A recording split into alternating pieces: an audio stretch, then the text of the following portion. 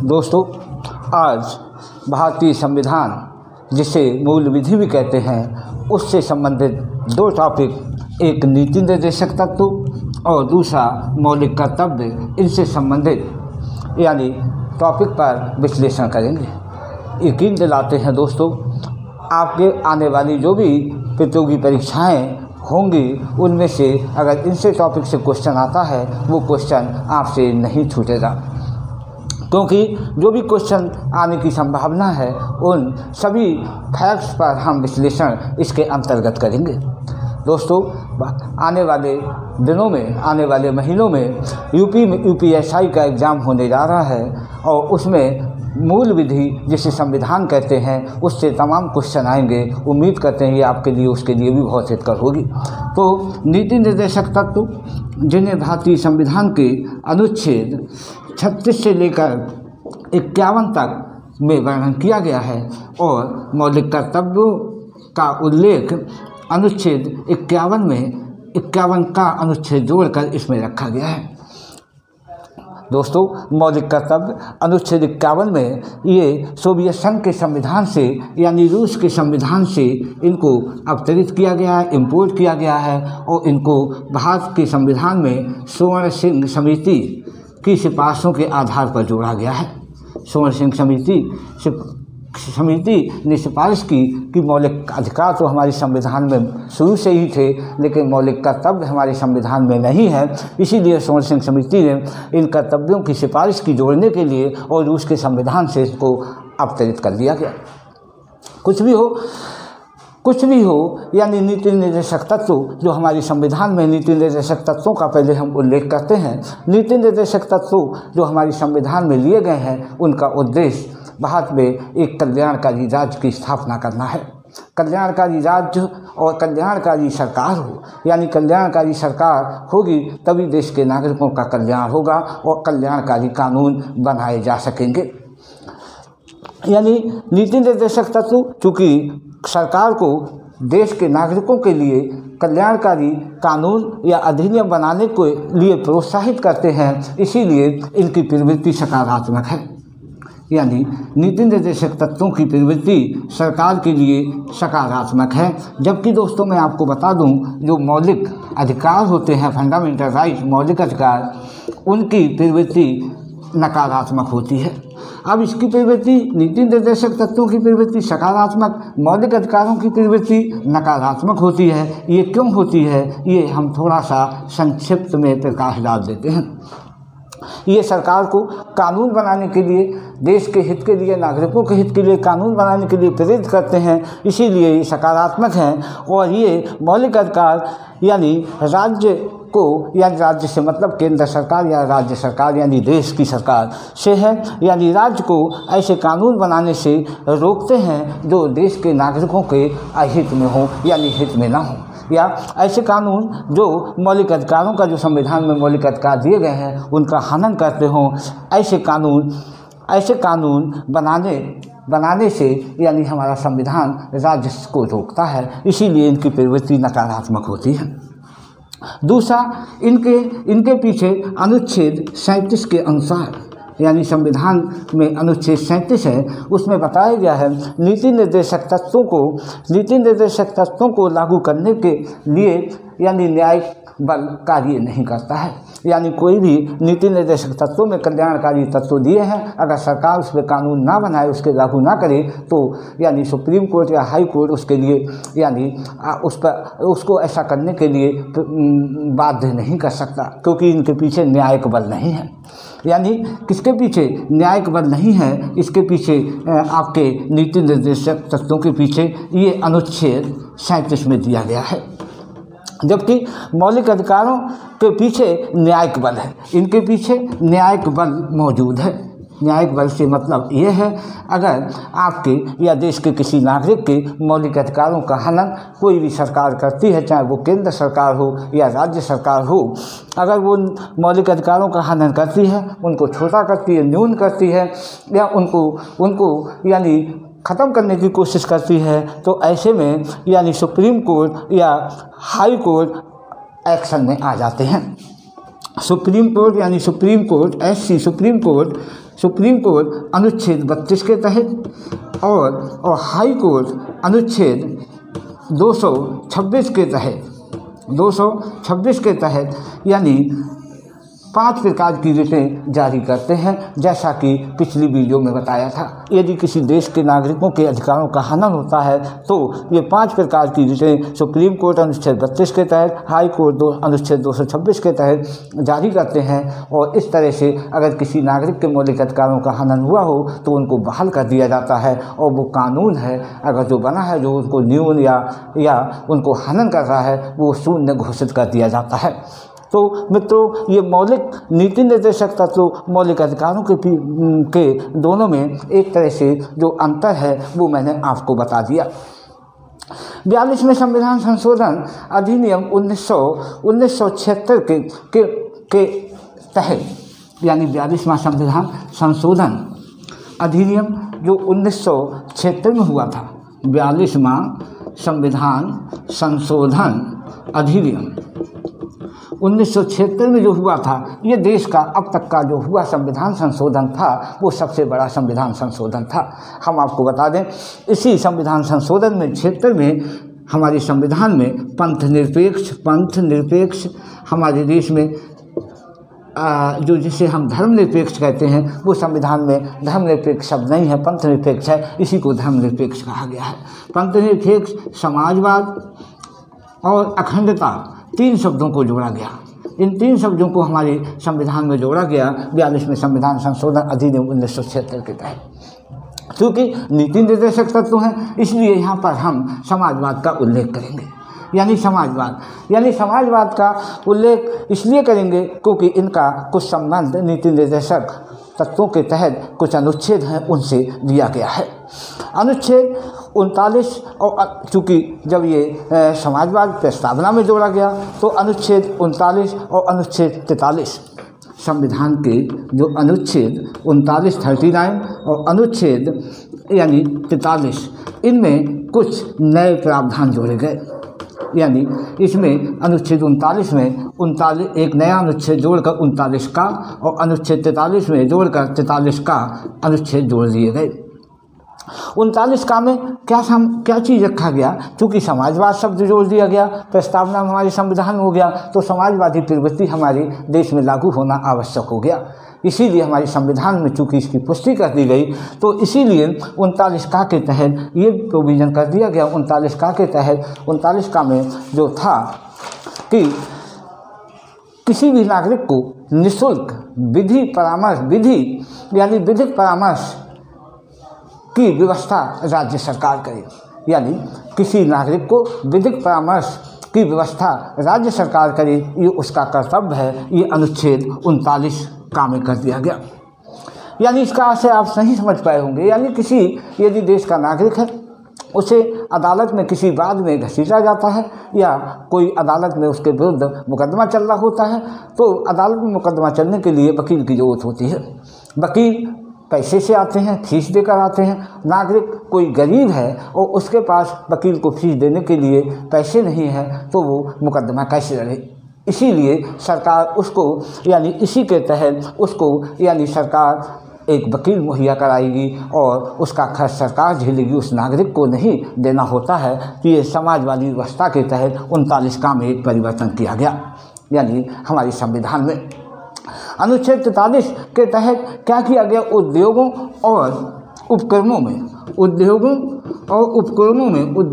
एवं उपक्रम जो इंटरप्राइजेस होते हैं, उपक्रमों में यानी जो प्रबंधक वर्ग था वो सब अपने नियम कानून बनाते थे, लेकिन क्योंकि समाजवादी व्यवस्था को जोड़ा गया इसके तहत 43 में काम में जोड़कर ये प्रोविज़न कर दिया गया कि उद्योगों और उपक्रमों में जो श्रमिक वर्ग है उनका भी ध्यान रखा जाए। यानी ऐसा कोई व्यवस्था की जाए या कानून या नियम बनाया जाए तो श्रमिक वर्ग को भी विश्वास में लिया जाए या उनको भी उसमें सम्मिलित किया जाए। ये बहुत ही महत्वपूर्ण फैक्ट थे जो कि ये चीज़ इसमें रखे गए। ये सारी चीज़ों को यहाँ पर बताया गया।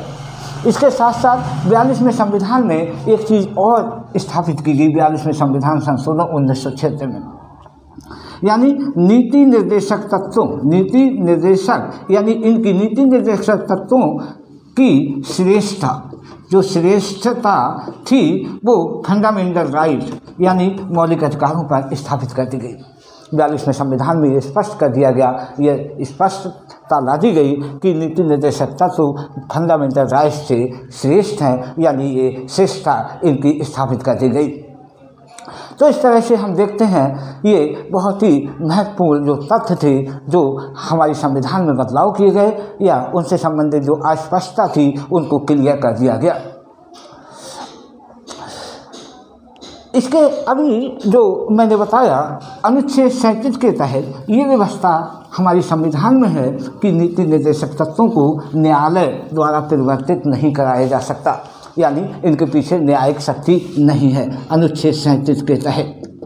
लेकिन इसका मतलब ये नहीं है कि न्यायालय कहेगा तभी सरकार कानून बनाएगी, यानी इसके लिए सरकार को ये जिम्मेदारी, ये सरकार का उत्तरदायित्व दिया गया है। ये उत्तरदायित्व क्या अनुच्छेद 355 एवं अनुच्छेद 365 में, यानी ये कहा गया है नीति निर्देशक तत्वों को, यानी कि नीति निर्देशक तत्वों के तहत अनुच्छेद 37 में ये प्रोविज़न है कि सरकार को नीति निर्देशक तत्वों से संबंधित कोई भी कानून बनाने के लिए सरकार न्यायिक बल का प्रयोग नहीं कर सकती, उस पर दबाव नहीं डाल सकती। तो इसीलिए अनुच्छेद संविधान में इसकी पूर्ति अनुच्छेद 355 और 365 करते हैं। इनके तहत ये बताया गया है कि सरकार का परम कर्तव्य बनता है, सरकार का परम कर्तव्य बनता है क्या कि वह राज्य के लिए ऐसी विधियों को बनाए जो कि राज्य के लिए हितकर हों। ये राज्य का परम कर्तव्य है, ये राज्य का उत्तरदायित्व है। इसीलिए राज्य की रिस्पॉन्सिबिलिटी इन 2 आर्टिकल के तहत उनको दी गई है। इसी व्यवस्था के तहत यानी एनडीए सरकार ने जब अटल बिहारी वाजपेयी के समय में, अटल बिहारी वाजपेयी की जो एनडीए सरकार बनी थी उस समय, यानी उस समय 86वां संविधान संशोधन अधिनियम प्रस्तुत किया गया। 86वां संविधान संशोधन अधिनियम ये बनाया गया। 86वां संविधान संशोधन अधिनियम जो बनाया गया, इसमें ये प्रोविज़न किया गया कि जो बच्चे हैं यानी बच्चों के लिए, बालकों के लिए निःशुल्क शिक्षा का प्रावधान किया जा सके।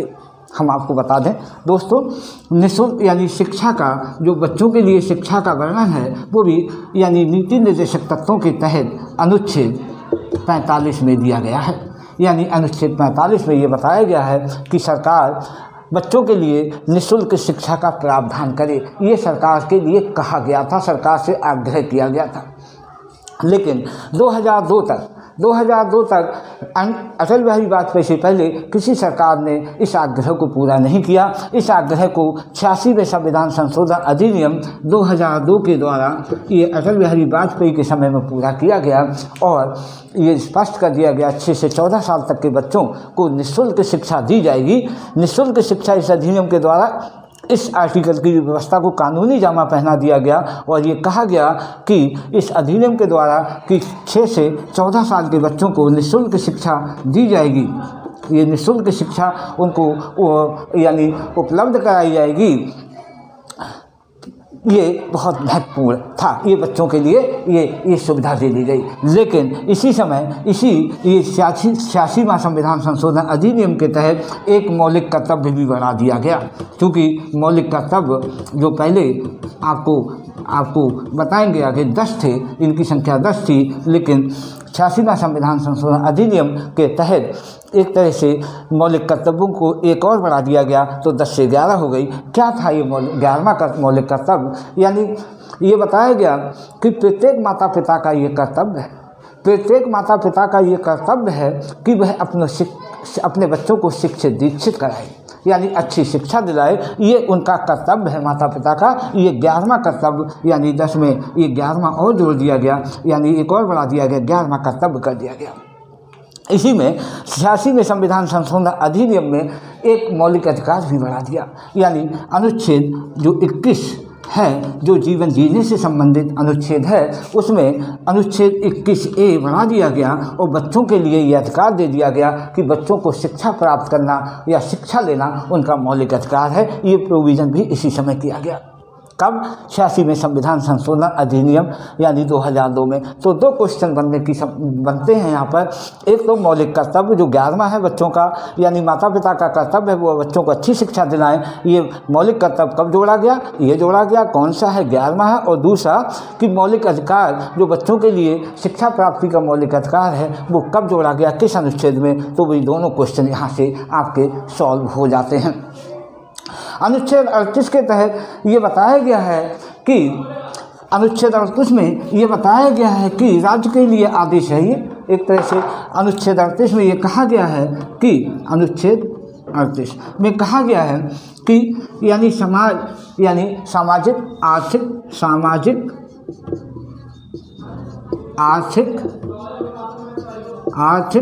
और राजनीतिक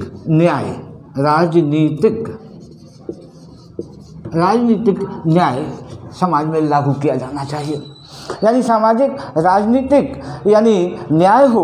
सामाजिक राजनीतिक न्याय का मतलब, सामाजिक न्याय का मतलब यानी हमारे समाज में जो ऊंच नीच की भावना आ रही है सभी वर्गों के, सभी जातियों के लोगों के बीच, वो एक तरह से सबके बीच समानता का व्यवहार हो, सभी लोग समान समझे जाएं, सभी को अवसर की समानता होनी चाहिए। आर्थिक यानी न्याय का मतलब है कि पहले हमारे देश में नागरिकों के पैतृक धंधे हुआ करते थे, यानी जो धंधा जिस पैतृक रूप से जाति के रूप में चला आ रहा था वही करते थे।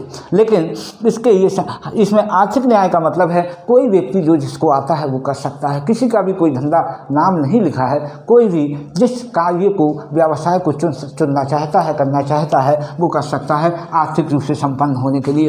राजनीतिक न्याय का मतलब यानी कोई भी व्यक्ति राजनीति में आ सकता है, वो राजनीति में यानी किसी के साथ वर्ग भेद नहीं किया जाएगा। अर्थात कहने का आशय यह है कि अवसर की समानता, चाहे वो सामाजिक दृष्टि से हो, आर्थिक दृष्टि से, राजनीतिक दृष्टि से, यानी अनुच्छेद 38 के तहत अवसर की समानता और सब में प्रतिष्ठा सबकी का कायम किया जाना चाहिए। ऐसी व्यवस्था यानी की गई अनुच्छेद 38 में की गई है।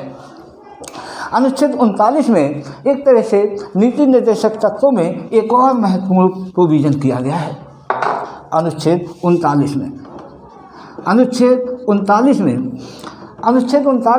में क्या बताया गया है, यानी ये कहा गया है कि राज्य नीति निर्देशक तत्वों का अनुसरण करे।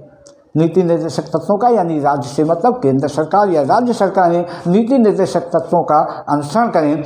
और इसमें बताया गया है, क्या बताया गया है, पहले 39 जो घ है इसी का एक और आर्टिकल है 39 घ। इसमें पहले ये प्रोविज़न था कि असमानता थी, यानी अगर कोई महिला एक सेम पद पर काम करती थी और एक पुरुष उसी पद पर सेम पद पर काम करता था तो महिला को तनख्वाह कम मिलती थी और पुरुष को तनख्वाह ज़्यादा मिलती थी, जबकि काम सेम पद सेम। ऐसी व्यवस्था 39 घ में इसको 39 घ के तहत उनके बीच व्यवस्था कर दी गई। समान कार्य समान वेतन, यानी समान कार्य समान वेतन, जो समान कार्य करेगा चाहे वो स्त्री हो पुरुष हो उनके लिए समान वेतन की व्यवस्था की जाएगी। इस तरह की प्रोविज़न कर दिया गया। इसके साथ साथ हम आपको बता दें अनुच्छेद 40 में नीति निर्देशक तत्वों के तहत अनुच्छेद 40 में पंचायती राज की बात कही गई है, यानी पंचायत की बात कही गई है। यानी अनुच्छेद 40 में सरकार को या राज्य को आदेश दिया गया है कि वो देश में पंचायती व्यवस्था कायम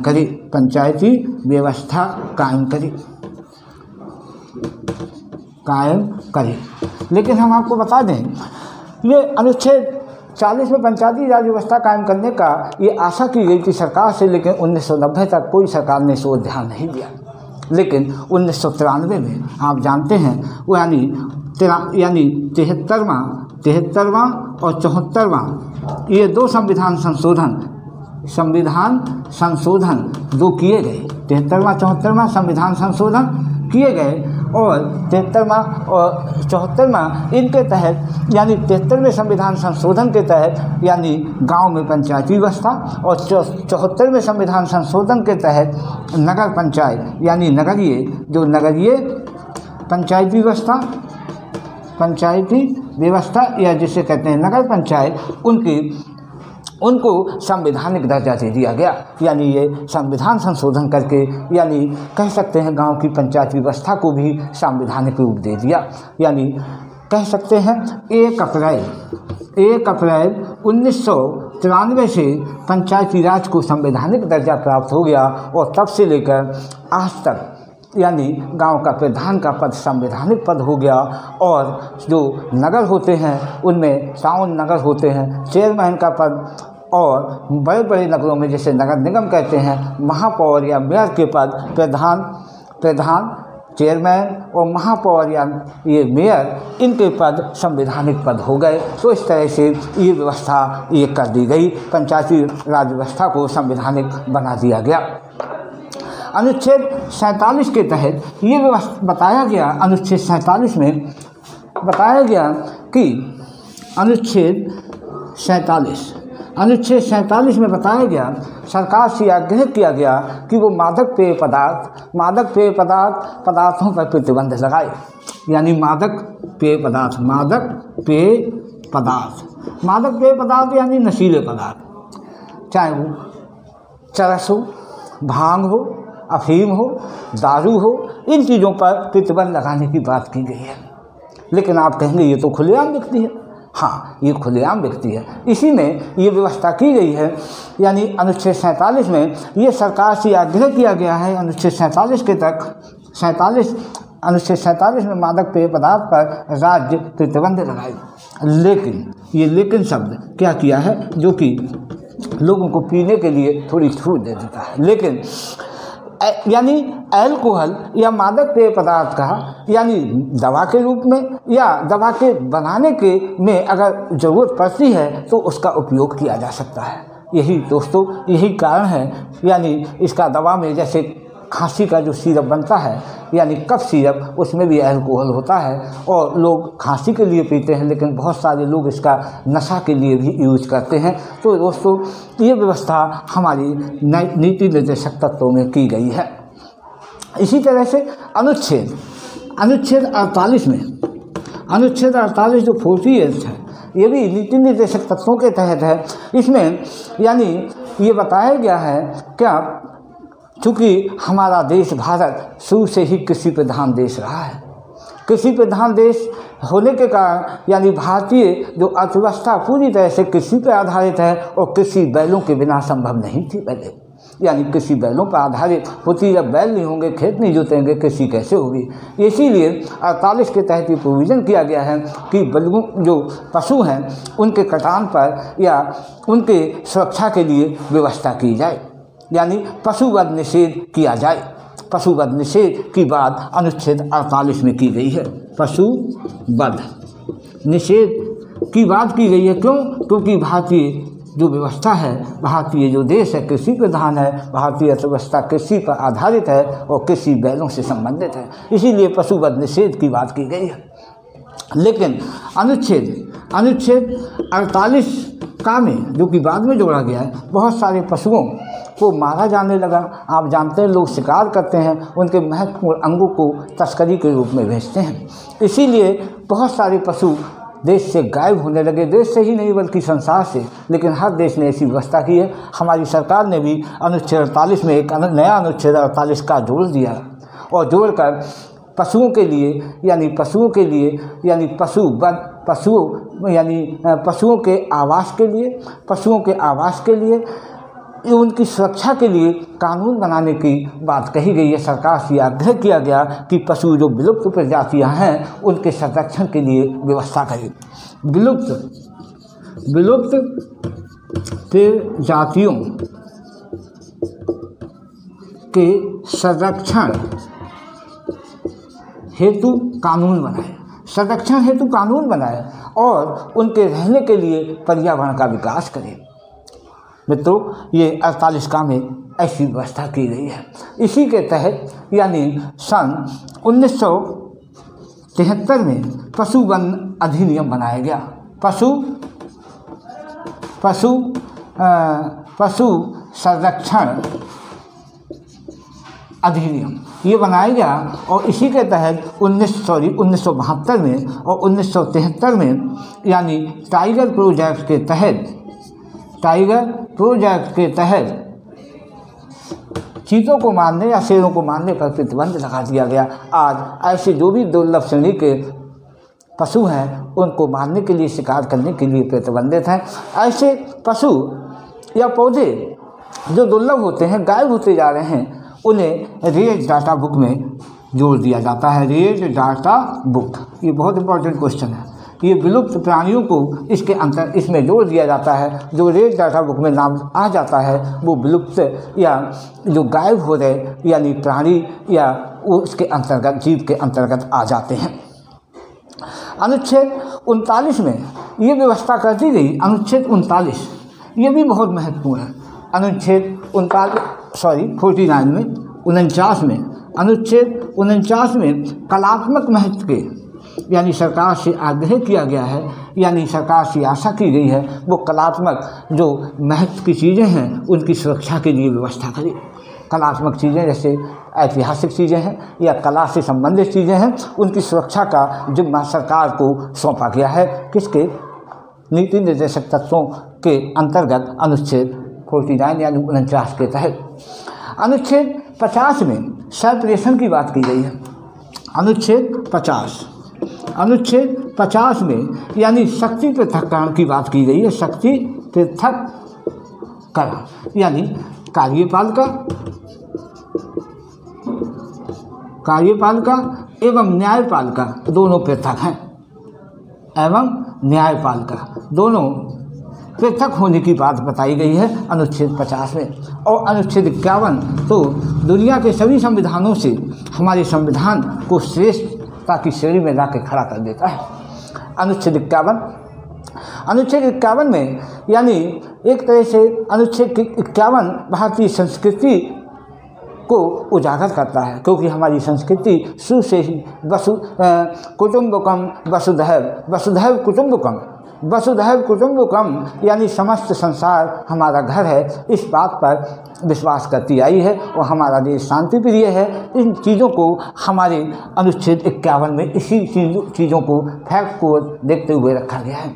अनुच्छेद 51 में ये व्यवस्था की गई है कि हमारा राज्य यानी हमारे देश की सरकार अंतर्राष्ट्रीय शांति सौहार्द यानी अंतर्राष्ट्रीय शांति सौहार्द के लिए कार्य करेगी। अनुच्छेद 51 में ये वास्तव में अनुच्छेद दुनिया के सभी संविधानों के अनुच्छेदों से दुनिया के सभी संविधानों से हमारे संविधान को ये अनुच्छेद श्रेष्ठ साबित कर देता है। एक तरह से बहुत ही महत्वपूर्ण तथ्य ये हमारे सामने ये बहुत महत्वपूर्ण एक तरह से ये हमारे संविधान को सिद्ध कर देता है, यानी दुनिया के संविधानों में इसकी महत्ता कहीं और अधिक हो जाती है।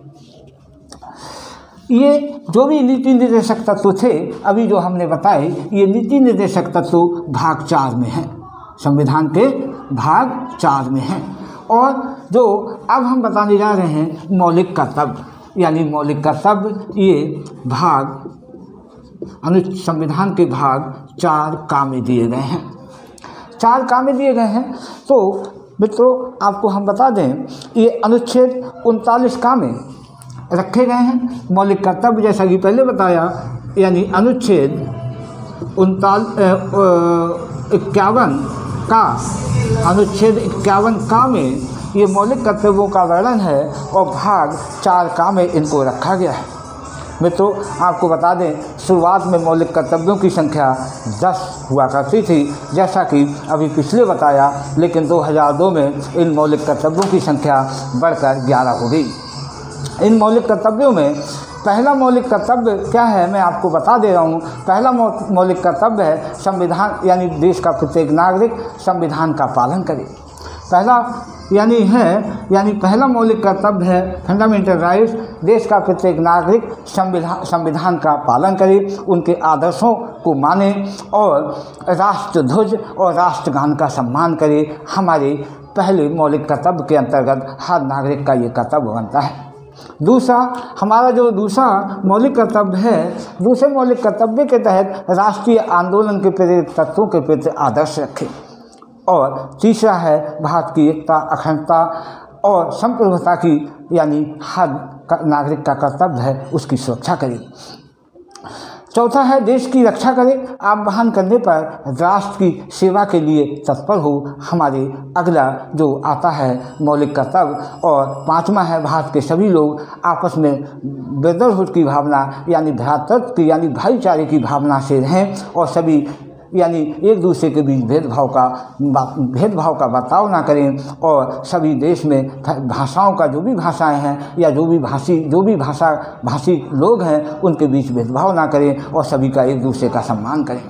तो इस तरह से कुल मिलाकर ये सब अब 11 है मौलिक कर्तव्य। 11वां मैंने बताया ही है आपको, सन 2002 में इससे अतिरिक्त जोड़ा गया है। यानी प्रत्येक माता पिता का ये मौलिक कर्तव्य है कि वो अपने बच्चों को अच्छी तरह से शिक्षा दीक्षा दिलाए, जिससे कि वो बच्चे आगे जाकर दीक्षित होकर अपने परिवार का और राष्ट्र का समाज का नाम रोशन करें। तो दोस्तों आज हमारी ये इतना मटेरियल था जिस पे हमने संक्षिप्त विश्लेषण करने की कोशिश की। हमें उम्मीद है आप उसको ध्यान से सुनिए और इसमें बहुत सारा मैटर है। सारे क्वेश्चन अलग अलग करें तो डबल समय लग जाएगा। इसमें बहुत सारे प्रश्नों के जो भी भावी परीक्षाओं में आएंगे या जो आए हैं वो सब इसी में समाहित हो जाएंगे। तो इनको ध्यान से पढ़ लीजिएगा, याद कर लीजिएगा, नोट कर लीजिएगा और इस उम्मीद के साथ कि आप अच्छा आगे परीक्षाओं में प्रदर्शन करें। यदि हमारी वीडियो अच्छी लगी है तो हमारे चैनल को सब्सक्राइब करें। चैनल का नाम है अजय साक अपाला कैरियर। इस चैनल को सब्सक्राइब कर लें। वीडियो अच्छी लगी लाइक करें और उम्मीद करते हैं इससे लाभ उठाएं। धन्यवाद।